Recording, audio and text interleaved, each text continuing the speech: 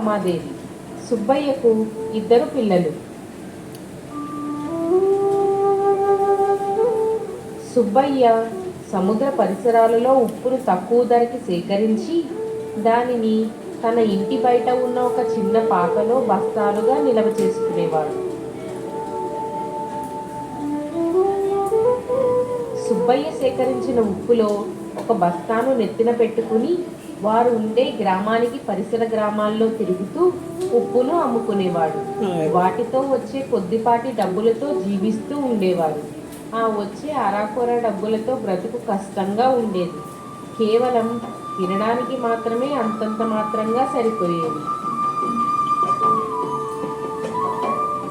సుబ్బయ్య ఉప్పు అమ్మడానికి పక్క గ్రామాలకు వెళ్తున్నప్పుడు వాళ్ళ ఊరి పొలిమేర వద్ద ఉన్న అడవిలో ఒక చిన్న దుర్గాదేవి విగ్రహం వద్ద ఆగి నమస్కారం చేసుకుని వెళ్తూ ఉండేవాడు.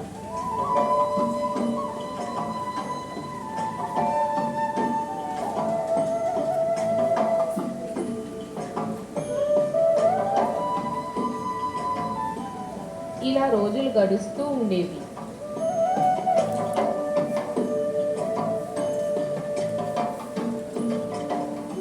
ఒకరోజు సుబ్బయ్య ఉప్పు బస్తా నెత్తన పెట్టుకుని పక్క గ్రామాల్లో అమ్ముకోవడానికి బయలుదేరి వెళ్తూ పొలిమేర వద్ద ఉన్న దుర్గమ్మ విగ్రహం వద్ద ఆగి ఇలా అనుకుంటాడు. అయ్యో పాపం, ఆ అమ్మకి కనీసం నిలువంత నీడైనా లేదు. నేను ఒక రోజు ఖాళీ చేసుకుని అమ్మకి చిన్న పందిరైనా వెయ్యాలి. వచ్చేది వర్షాకాలం కాబట్టి అమ్మ తడిచిపోతుంది. అమ్మ దయ వల్ల ఏదో ఒక రోజు నా ఉప్పంతా త్వరగా అమ్ముడిపోయి ఉంటే నేను మధ్యాహ్నం నుండి అమ్మకు చిన్న పందిరి వేసుకుంటాను. నాకేమో ఒక్క పూట పనిలోకి వెళ్ళకపోతే పూట గడవని పరిస్థితి. మరొక పక్క దుర్గమ్మకి నిలువెత్తు నీడన్నా లేదని బాధగా ఉంది అని అనుకుని ఉప్పు బస్తా దించి దుర్గమ్మ విగ్రహం వద్ద కూర్చుని దుర్గమ్మతో ఇలా మాట్లాడుతూ ఉంటాడు. అయ్యో, ఎన్ని రోజుల నుండి చూస్తున్నాను.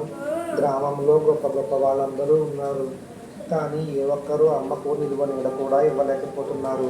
అమ్మ దుర్గమ్మ, నీకు నిలువెత్తు నీడ కూడా లేదు. నిన్ను చూస్తుంటే నాకు చాలా బాధగా అనిపిస్తుంది. ఎండకు ఎండుతున్నావు, వానకు తడుస్తున్నావు. నా బ్రతుకు బాగుండి నేను కొద్దిగా సంపాదిస్తే నీకు శాశ్వతంగా ఉండేలా ఒక మంచి గుడి కట్టించుకుంటా తల్లి. ప్రస్తుతం నా వ్యాపారం చాలా పోటాపోటీగా జరుగుతుంది. మేము చనిపోకుండా ఉండడానికి కావలసిన ఆహారం సంపద మాత్రమే మాకు లభిస్తున్నాయి. నేను ఒక్కరోజు పనికి వెళ్ళకపోయినా నా కుటుంబం మొత్తం పస్తులుండాలి. అందుకే నాకు ఏదైనా ఒక రోజు నా వ్యాపారం బాగా జరిగి కొంచెం ముందుగా నా ఉప్పు మొత్తం అమ్ముడైపోయేలా చూడు తల్లి. అప్పుడు నాకు లభించే ఖాళీ సమయంలో నీకు చిన్న పందిరి వేసుకుంటాను.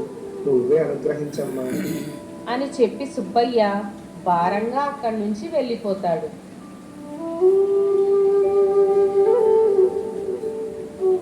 ఇలా రోజులు గడుస్తూ ఉండేవి.